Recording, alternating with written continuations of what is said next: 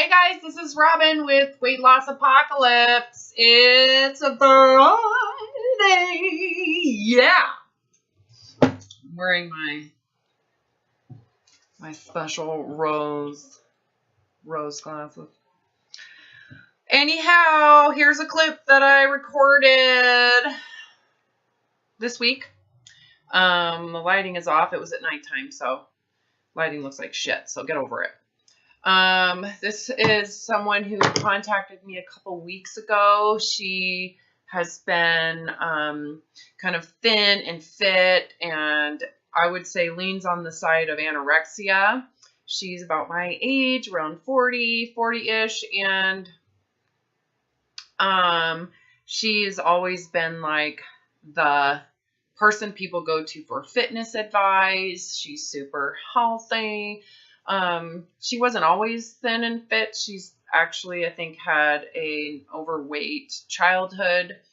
So you could see why when she's been given all this positive reinforcement for being thinner, why she's kind of held herself hostage to it. And so she's come to the point of complete and total misery, where she just can't do it anymore. She's given up, and she contacted me because she connected with my descriptions of really the darkness of the whole picture. And so she's trying to implement these concepts of not weighing herself, eating to hunger, and really has struggled because of her need. She's wanting to accept weight gain, but at the same time she's struggling with the letting go of wanting to weigh herself on a daily basis. So this is her, and this is a 90-minute session, and so this is like 15 minutes of it, where we're talking about the scale and why weighing would be important.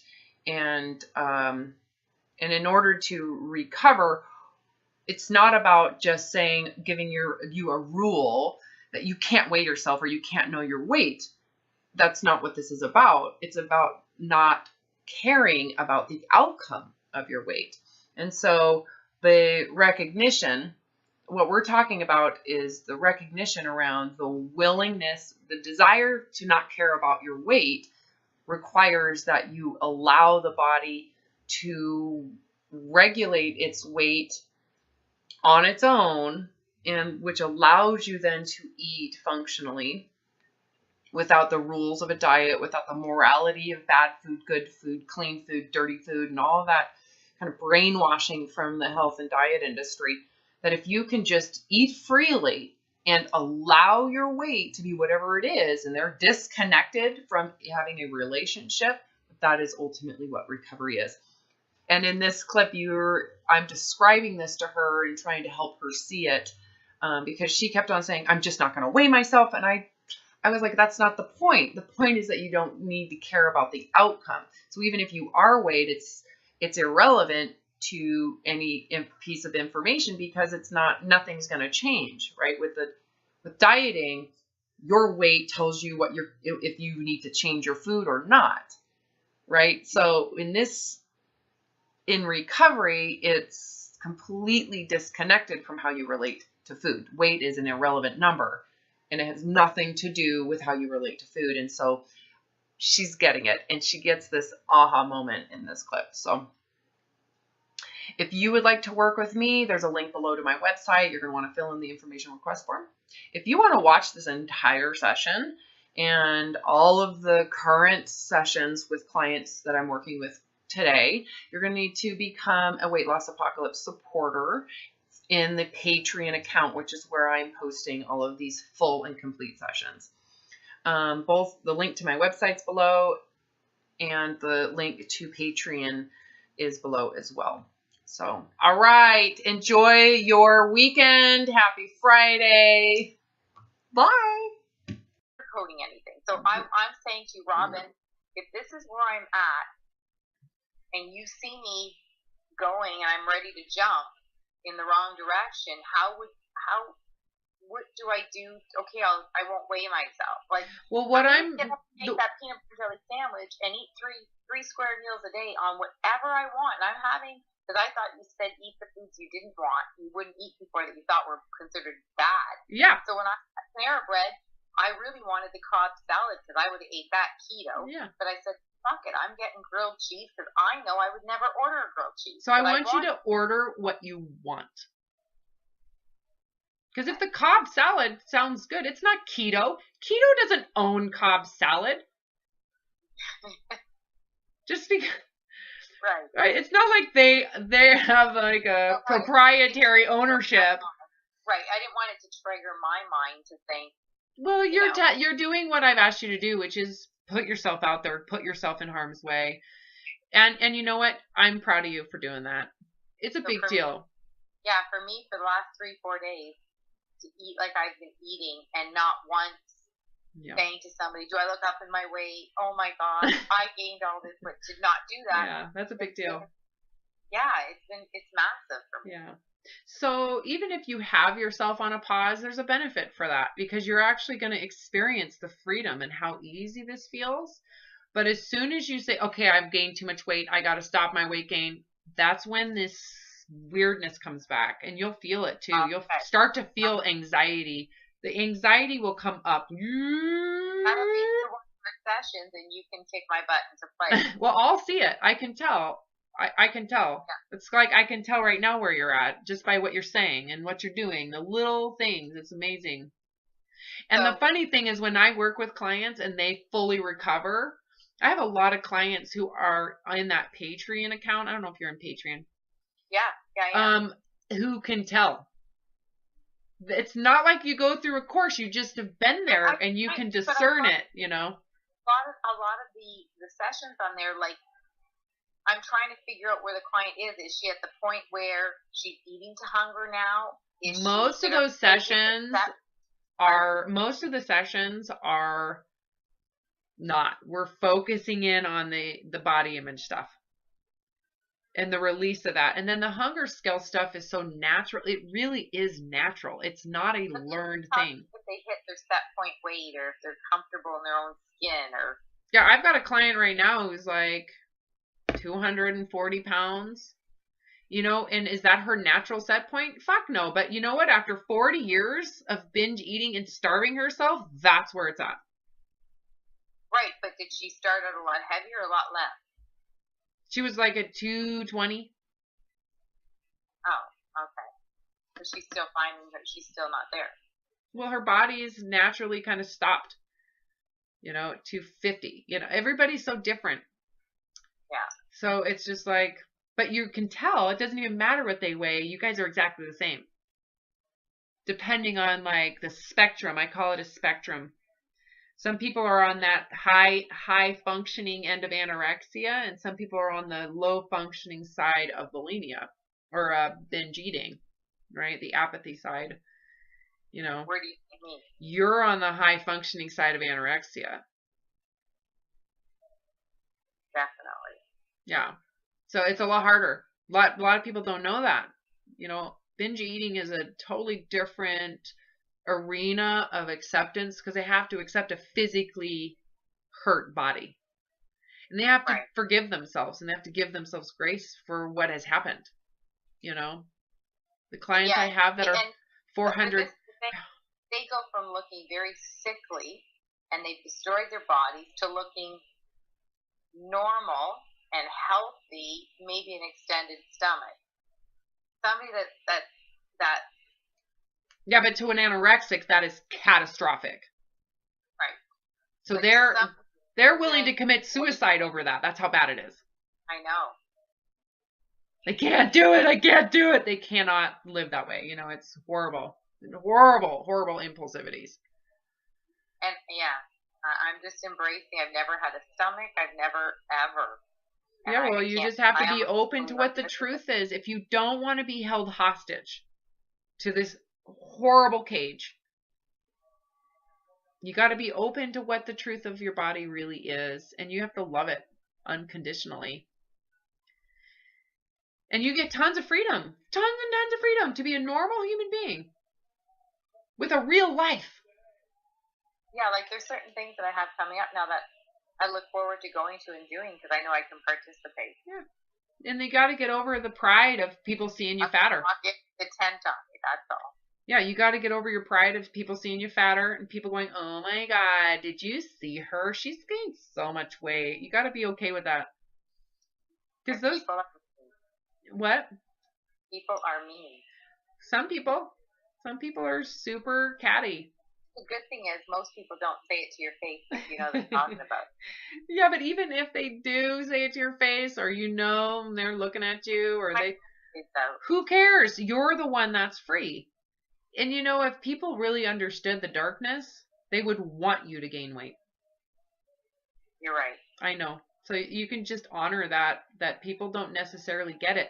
And much of it is because, you know, if you look at yourself, someone who is in that fitness and people came to you and you didn't come out and tell people, I'm a miserable person. This is horrible. I also binge eat in a closet. You didn't I wasn't miserable with it until I want to say the last year and a half is where I start getting burnt out. Yeah, well, let me tell you, when you recover, you're going to recognize it was miserable. Okay. Because right now you're saying that it served you. There was a benefit. So I did it and it was beneficial. But you had a fear when you started going through your recovery 20 years ago, whatever, when you took the leap and you said, fuck it, I can't, it's this or suicide, and you had your peanut butter and jelly sandwich and you ate your next meal, like, where you had to have had some fear to say, oh my God, I hope I don't blow up, or oh my God. I did, and I realized that just went around in circles. I did. And there was one day I was like feeling so sorry for myself because I had to be fat and I was so pissed. And that day I actually went and ran for an hour and a half. So it was like, what was the use of me? I just went back and I just went back into the exercise bulimia. And I had a very clear moment that I could not feel sorry for myself because I had to be fat. You want to know why? Because if I want freedom, I would rejoice. It would be winning the lottery. So why feel sorry for yourself? Why feel sorry for yourself? I'd rather be 500 pounds. I'd rather be a paraplegic. Yes, I would. Are you kidding me? I was willing to shoot my freaking brains out. Fuck yeah, I'd rather be a paraplegic than go back to that. That because you're trapped in your mind. I was super trapped. I was paralyzed with my need to stay thin. Paralyzed, completely lifeless. I had nothing going for me. I had no soul. Zero. I had a perfect body. No soul. Did you on the outside think you were happy and perfect? You kind of isolate yourself when you're in that state of mind. So it's not like you're out being social. You're super focused on yourself. So true. Yeah. Okay, so my goal is going to get rid of my scale. Well, I'm not going to throw it out. I'm just not going to get on it. I want you to, I haven't even said that. I want you to accept what's happening. I am. So go into full on acceptance. And one of the things that I had to do as well when I was going through this is I had to actually go into the worst case scenario ahead of time because I didn't want to leave any room for me to have to be like looking at the scale or body checking. I wanted to be so open to the truth of the body that the only way for me to give it that grace and lenience was to go into what I was afraid of.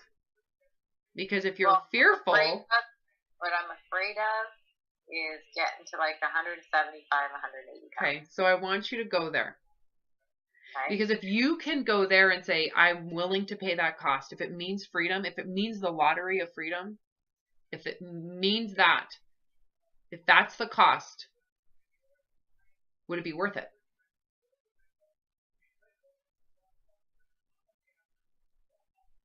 For complete freedom? Yeah. If that's where the body resides, eating to hunger. Remember the 3.5, 5.5 to 6 scale? Yeah. Yeah. If that's what happens to your body, is it worth it for you to be free, or would you rather go back into fixing it? Okay, so what if I answered this way? I would accept it because I can never go back to that other way. Correct. You become indifferent. Like if it costs, which one would you rather? I'm at the point where I don't have a choice. Well, me too, but you have to decide. It is a choice. You need to make a choice. The other one's not a choice. I can't go back there. Yeah, but you can't position yourself. And I'm not going to be that binge eater that eats everything in sight. There's a block here. I'm just telling you right now. When you say I don't have a choice, you do have a choice. Really? Yes, you do. You have to make this. It has to be a willful choice, not I have to. I'm being forced to. Poor me. That comes with a big cost. No, what I'm saying is, I don't have a choice because there's only two options. No, there's three options. I can starve and be skinny, or I can binge and be obese, or I can surrender it all and be whatever the chips may lay. Correct. And that's what I'm saying. I don't have a choice with those other extremes because I won't do either of those.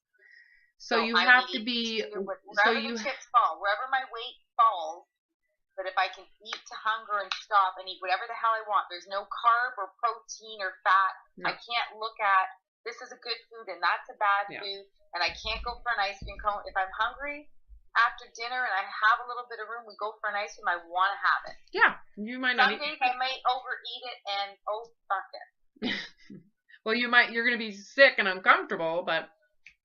Yeah, but I can't. So I guess what I'm saying is, I'll accept where the chips fall in the middle because I'm not going to pig out to be 220 and I'm not going to starve to be 120. Yeah, you just have to, but you have to be willing to do that. To where you're like willfully saying, I would rather be 185 pounds. If that's where my body sits, I'm okay with that. It allows me freedom? Yeah. Yeah. So that's what so what's the point of the scale at this point? Oh my God. Ding, ding, ding, ding, ding, ding, ding. What's the fucking point? Oh my God, because what you're saying is this. If I'm not dieting to be skinny, I don't need the scale to tell me if I'm losing weight. And if I'm not binging to eat senselessly because I'm beating myself up to see if I gained weight, if I'm just eating to feed my body, it shouldn't matter what the scale says. It doesn't. It literally, because you're going to do that anyways, regardless of what happens. I'm done. So whatever I weigh is what it is. It's none of my business. I can understand that. Good. That I can now I can explain to somebody why not to get on the scale. Correct. The scale's for two reasons in my opinion. Now that you just said that, the scale is for somebody who's trying to lose weight, get on every day to tell you how you're doing, or for somebody who's trying to gain weight, so they're eating everything in sight. Well, they're trying to find their cap to the point where they're going to go back down and lose weight. Right. So they're trying to gain weight, so they're going to get on and see how high it can go. But if you're just trying to let the body do what it wants, what do you need to get on the scale for? Yeah, because it's going to do what it's going to do. But I guess you could get on once a month or something if people do body checks. I don't know, but you should be indifferent either way. You should be like, if you go to the hospital, we got to weigh you. Okay. Nothing's going to change. I'm not going to change the way I'm eating. So whether I'm up 10 pounds, down 5, it doesn't change anything. So it's useless information. Interesting. That's the first time I've wrapped my head around. How's that feel? Yeah, that that was like an aha moment. Yeah, I know. That's what I was like, ding, ding, ding, ding, ding. Yeah. Something connected. Holy shit. That's what recovery feels like. That's what recovery feels like. That, for the first time, made sense to me. Good. The scale, and I used to think the scale shouldn't dictate my day. It shouldn't tell me if I'm going to have a good day or bad day. But if I'm stepping on that scale, it means you want to lose weight. There's a reason. I either want to lose weight or I want to see what I'm going to cap it out at. Correct. So it's all about managing your weight. So the key here is, do you really want to care about your weight? I can't wait for you to re-listen to this again because you're going to hear me saying the same thing in the beginning. I thought that was a book. I was going to write that down. Yeah, you're going to hear it at the beginning of the session after you listen to it again. You're going to go, oh my God. It's not about it's not about me telling you not to weigh yourself. It's you getting why that's important. I'm not going to sit here and just give you an arbitrary rule, don't weigh yourself. It's really important you understand why. And it needs to come from you, not from me giving you rules. So let me go through this again. I am not weighing myself because I'm not looking to lose weight and I'm not looking for my cap. I'm looking to let the chips fall where they may. Yeah, and it's going to fall whether you watch it or not. It's going to end up being what it's going to be. You should be able to do it blind. It's blind. Basically, whatever happens to the body is going to happen. Why do I have to monitor it? I'm going to let it happen regardless. Do you want freedom or do you want to keep on weighing yourself?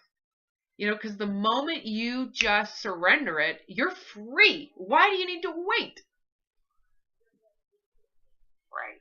But you want to know why I think it's hard for some people to not get on the scale, or some people like in my position or me, was because the scale made me accountable. And if I didn't have to go on the scale, then I could binge and get away with it. Yeah, well, that's a totally different conversation because you still wanted to be thin. So by ignoring your weight, you don't have to take responsibility. Yeah, that's totally part of the crazy train. This is a very different conversation we're having. Okay. You're going to be, and this is what I really think is important too. Be honest about listening to hunger. Be honorable, be honest, be truthful about that. Then you'll get a truthful outcome with the body. But you kind of need to not care. Do you feel growling in your stomach? Yeah, that can happen, but not always. But don't you think by all this dieting that I've done and all the dieting and the picking and the constantly eating in between meals, like chewing gum, taking a bite of this, I never allowed my body to feel hunger. I don't know what hunger feels like. You're right. Yeah, you have to let yourself get hungry. So tomorrow